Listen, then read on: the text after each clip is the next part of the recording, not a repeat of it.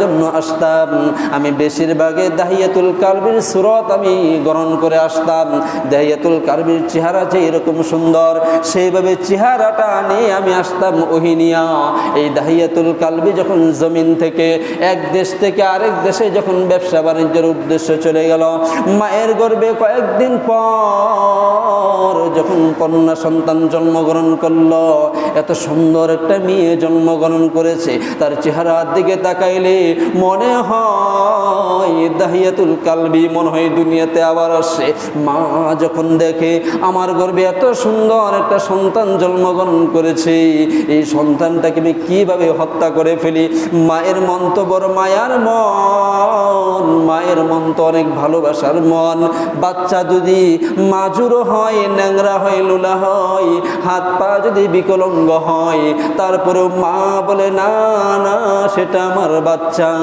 দাহিয়াতুল কালবির যখন কথা স্মরণ করেছে, দাহিয়াতুল কালবি আমাকে ওসিয়ত করেছে, কন্যা সন্তান হলে লবণ খাওয়াইয়া তারে হত্যা করতে বলছে, আর যদি মেয়ে সন্তানটা হয় তারে গলা টিপে হত্যা করার কথা বলে দিয়েছে। এই সন্তানকে কিভাবে হত্যা করব? না, আমি মা হয়ে এই কাজ কখনোই করতে পারি না। এই সন্তানটাকে তিলে তিলে যখন বড় করেছে, দাহিয়াতুল কালবি বলতেছে, দেখো ইয়া রাসূলুল্লাহ, ইয়া হাবিবাল্লাহ, আমি মসজিদে নববীর মধ্যে আপনার কাছে এমনি আসি নাই। ইয়া রাসূলুল্লাহ, ইয়া হাবিবাল্লাহ, আল্লাহ রাসূলের সামনে এই ঘটনাটা যখন উপস্থাপনা করলো, ইয়া রাসূলুল্লাহ, ইয়া হাবিবাল্লাহ, আমি ব্যবসা বাণিজ্য যাওয়ার সময় বিবিকে বারবার ওসিয়ত করেছি, কন্যা সন্তান হইলে তারে হত্যা করে ফেলবা, ছেলে সন্তান হইলে তারে লালন পালন করবা। ওগো নবী, যখন সিরিয়ার জমিন থেকে ব্যবসা বাণিজ্য করে আসলাম, ঘরের ভিতরে এসে দেখি ছোট্ট একটা মেয়ে ঘর থেকে দূর দিয়ে এসে আমার সামনে এসে বলে, আব্বু বলো না আমায় তুমি, আমায় কথাই তুমি রেখে গিয়েছিলে, আব্বু বলো না। আব্বু আব্বু করে যখন আমার জড়াই ধরে, আমার গালে একবার চুমু খায়, কপালে একবার চুমু খায়, ঠোঁটে একবার চুমু খায়। হুজুর, মেয়েটা এত সুন্দর তার চেহারা। তার মাকে বললাম, বিবি রে বলো না এই বাচ্চাটা কি? বিবি ডাক দিয়ে বলতেছে, কেন দাহিয়াতুল কালবি, তুমি জানো না, তুমি যখন বিদেশে যাও ব্যবসা বাণিজ্য করার জন্য, আমার গর্ভে যে সন্তান ছিল সেটাই তো জন্মগ্রহণ করেছে। ওই সন্তান হলো তোমার সন্তান, ওই সন্তান হলো তোমার একমাত্র কন্যা, এই জামিলা কন্যাটাকে দেখি দাহিয়াতুল কালবি বলে, মক্কার মানুষগুলোকে জানতে পারছে নাকি আমার ঘরে কন্যা সন্তান জন্মগ্রহণ করেছে? বলে না না না, আমি কাউরে বুঝতে দিই নাই আমার ঘরে কন্যা সন্তান জন্মগ্রহণ করেছে। দাহিয়াতুল কালবি বলে, মক্কার মানুষগুলো যদি জানে আমার ঘরে কন্যা সন্তান জন্মগ্রহণ করেছে, তাহলে আমার চেহারাটা দেখাইতে পারবো না, এটা বড় লজ্জাজনক বিষয়। না না না, দাহিয়াতুল কালবি চিন্তা করলো এটাকে দুনিয়াতে কোনোভাবেই রাখা যাবে না। দাহিয়াতুল কালবি বিবির কাছে বলে, এ বিবি শোনো, আমার বন্ধু একটা দাওয়াত দিয়েছে, ওই দাওয়াতের মধ্যে আমি যাব, আমার কন্যাটাকে নিয়ে যাব, তারে সাজাই যাও, বুঝাই দাও, তারে দাওয়াতের জন্য নিয়ে যাব। দাহিয়াতুল কালবির বিবি চিন্তা করি, আমার সন্তানের প্রতি মনে হয় তার বাবার অনেক দয়া এসেছে, মায়া এসেছে, অনেক সুন্দর করে সাজাই গুজাই দিল। এটাকে নিয়ে যখন যাওয়া শুরু করলো, যেতে যেতে বিশাল বড় এক জঙ্গলার মধ্যে যখন ঢুকে গেল, ঢুকে যাওয়ার পরে ওই জায়গার মধ্যে মেয়েটাকে এক পাশে রেখে দাহিয়াতুল কালবি বিশাল বিশাল বড় একটা শাবল দিয়া একটা গর্ত খনন করতেছে। গর্তটা খনন করতে করতে যখন মাথা থেকে ঘামগুলো বেয়ে বেয়ে পড়ে, ছোট্ট বাচ্চাটা এসে বলে, আব্বু তুমি না দাওয়াত খাওয়ার জন্য বের হয়েছ, হঠাৎ করে এখানে কেন কাজ করতেছ? আব্বু দেখো তোমার মাথার ঘামগুলো বেয়ে বেয়ে পড়ে, ছোট্ট মেয়েটা একটা কাপড় নিয়ে মাথার ঘামগুলো মুছে দেয়। ইয়া রাসূলুল্লাহ, ইয়া হাবিবাল্লাহ, যখন ঘামগুলো মুছে দেয় আমার দাড়ির মধ্যে ঘামগুলো চলে আসে, সেই দাড়ির ঘামগুলো মুছে দেয়। আবার বলে, আব্বু অনেক মনে হয় তোমার পিপাসা লেগেছে, যদি পানি থাকতো তোমার এক গ্লাস পানি আমি খাওয়াই দিতাম। ইয়া রাসূলুল্লাহ, ইয়া হাবিবাল্লাহ, আমার ছোট্ট মেয়েটা এইভাবে যখন আমাকে বলে তখন মেয়েটার প্রতি আমার দয়া আসে, মায়া আসে, কিন্তু ওই কথাটাও চিন্তা আসে মক্কার কাফের মুশরিক বেঈমানগুলো যদি দেখে তাদের সামনে আমার চেহারা দেখাইতে পারবো না। ইয়া রাসূলুল্লাহ, ইয়া হাবিবাল্লাহ, গর্তটা খনন করা শেষ হয়ে গেল।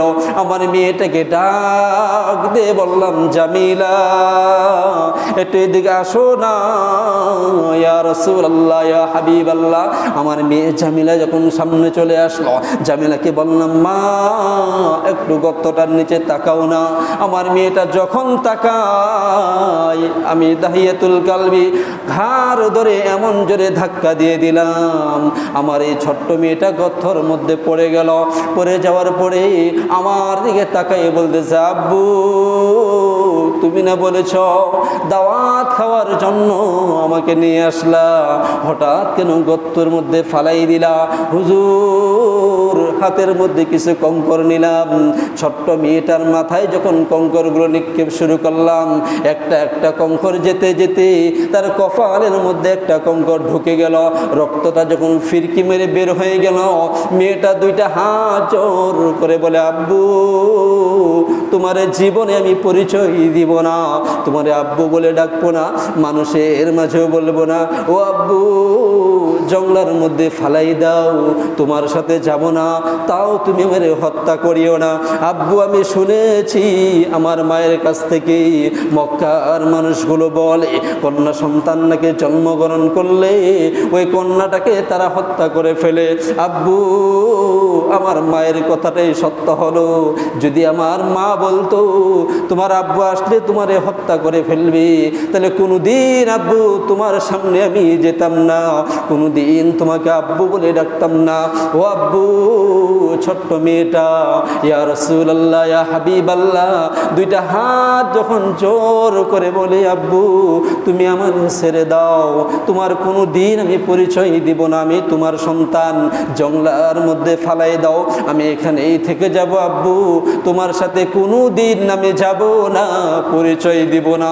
দাহিয়াতুল কালবি বলে, ইয়া রাসূলুল্লাহ, ইয়া হাবিবাল্লাহ, এইরকম কাকতু মিনতি করতে করতে এক পর্যায়ে বেলচা নিয়ে যখন পুরা জমিনটাকে সমান করে দিলাম, সমান করে দেওয়ার পরে জিন্দা তারে দাফন করে দিলাম। দাফন দেওয়ার পরে ওখান থেকে যখন ঘুরে আসা শুরু করলাম, পিছন থেকে একটা আওয়াজ আসে, আব্বু তুমি কি এত নিষ্ঠুর? তোমার মাঝে কি মেয়েটার জন্য একটু দয়া আসলো না, একটু মায়াও আসলো না? আব্বু তুমি কি আমারে এইভাবে রেখে গেলা? ইয়া রাসূলুল্লাহ, ইয়া হাবিবাল্লাহ, এত বড় অন্যায় করেছি, মাসুম একটা বাচ্চাকে হত্যা করে ফেললাম, তাও নিজের সন্তান। ইয়া রাসূলুল্লাহ, ইয়া হাবিবাল্লাহ, বলেন না কিয়ামতের মাঠে আল্লাহ আমারে মাফ করবেনি? আল্লাহ রাসূল সাল্লাল্লাহু আলাইহি সাল্লাম দাহিয়াতুল কালবি চেহারার দিকে তাকাইয়া চিন্তা করে, দাহিয়াতুল কালবি মানুষ কি এত নিষ্ঠুর হয়? মানুষ কিভাবে এত নিষ্ঠুর হয়? আবু বকর সিদ্দিক রাদিয়াল্লাহু তাআলা আনহুর ঘাড়ের মধ্যে আল্লাহর রাসূল একটা হাত রেখে, উমরের ঘাড়ে একটা হাত রেখে, দুইটা হাত দুই পাশে দিয়ে এমন ভাবে কান্না করে আর বলে, উমর রে, আবু বকর রে, দুনিয়াতে এত নিষ্ঠুর মানুষ আছে যে তার মেয়েটাকে হত্যা করে ফেলে, এটা কিভাবে সম্ভব? তার মেয়েটাকে হত্যা করে ফেলল। বারবার যখন আব্বু বলে ডাক দিয়েছে, ও সাহাবীরা রে, আমার কতজন সাহাবী আছে এখনো পর্যন্ত তাদের ছেলে সন্তান হয় নাই, ছেলের জন্য মেয়ের জন্য জীবনটা ফানা করে দেয়, আল্লাহ তার সন্তান দেয় নাই। আর এই দাহিয়াতুল কালবিরে এত সুন্দর একটা মেয়ে দান করেছে, নামটাও রাখছে তার জামিলা। জামিলার শব্দের অর্থ জানো নাকি? বলে কি ইয়া রাসূলুল্লাহ? বলে জামিলা মানে বিশ্ব সুন্দরী। এত সুন্দর একটা তারে কন্যা সন্তান দান করেছে। এ দাহিয়াতুল কালবি, তোমার কি মায়া আসলো না? তোমার কি একটুকু দয়া আসলো না? দাহিয়াতুল কালবি বলে ইয়া রাসূলুল্লাহ, ইয়া হাবিবাল্লাহ, যখন বাড়ির ভিতরে আসছি, আসার পরে আমার বিবি আমারে ডাক দিয়ে বলে আমার জামিলা কোথায়? আমি বললাম জামিলাকে হত্যা করে ফেলেছি। জামিলার মায়ের কান্নাকাটি দেখে, জামিলার মায়ের আত্মনাদ দেখে আমার মাঝে কেমন জানি একটা মায়া কাজ করে ফেলল। ওই মায়াটা এমন ভাবে আমার দিলের মধ্যে গাচ্ছে, ওই গাথাটাই মনে হয় আমার হেদায়েত ঢুকে গিয়েছে। ইয়া রাসূলুল্লাহ, ইয়া হাবিবাল্লাহ, একটু আল্লাহরে বলে দিন না, আল্লাহ আমারে ক্ষমা করবেনি। আল্লাহ রাসূল সাল্লাল্লাহু আলাইহি সাল্লাম দাহিয়াতুল কালবিকে বলে, দাহিয়াতুল কালবি, যতদিন দুনিয়াতে বেঁচে থাকবা ততদিন আল্লাহর কাছে তওবা করতে থাকবা। দাহিয়াতুল কালবি বলে ইয়া রাসূলুল্লাহ, ইয়া হাবিবাল্লাহ, এখনো পর্যন্ত ইসলাম ধর্ম গ্রহণ করি নাই, ঈমান আনি নাই। আমি ঈমান না আনে যদি তওবা করি আমার আল্লাহ আমারে ক্ষমা করবেনি? বলে না না না, ক্ষমা করবে না। দাহিয়াতুল কালবি বলে ইয়া রাসূলুল্লাহ, ইয়া হাবিবাল্লাহ, আপনার হাতে হাতটা রাখাইয়া তওবা পড়াইয়া আমারে একটু কালিমা পড়াই দিন না। আল্লাহ রাসূল সাল্লাল্লাহু আলাইহি সাল্লাম দাহিয়াতুল কালবির ডান হাতে হাত রেখে বলে, এ দাহিয়াতুল কালবি, বলো না লা ইলাহা ইল্লাল্লাহু মুহাম্মাদুর রাসূলুল্লাহ সাল্লাল্লাহু আলাইহি ওয়া আলিহি ওয়াসাল্লাম।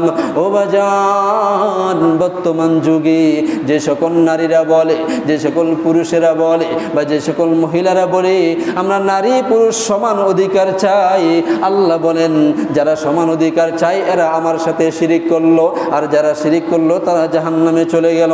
সুতরাং নারী পুরুষ কখনোই সমান অধিকার হতে পারে না। জাহেলিয়াতি যুগের মহিলারা, নারীরা এত খারাপ ছিল, তারা প্রমাণ দিয়ে গিয়েছে নারী পুরুষ কোনোদিন সমান অধিকার হতে পারে না।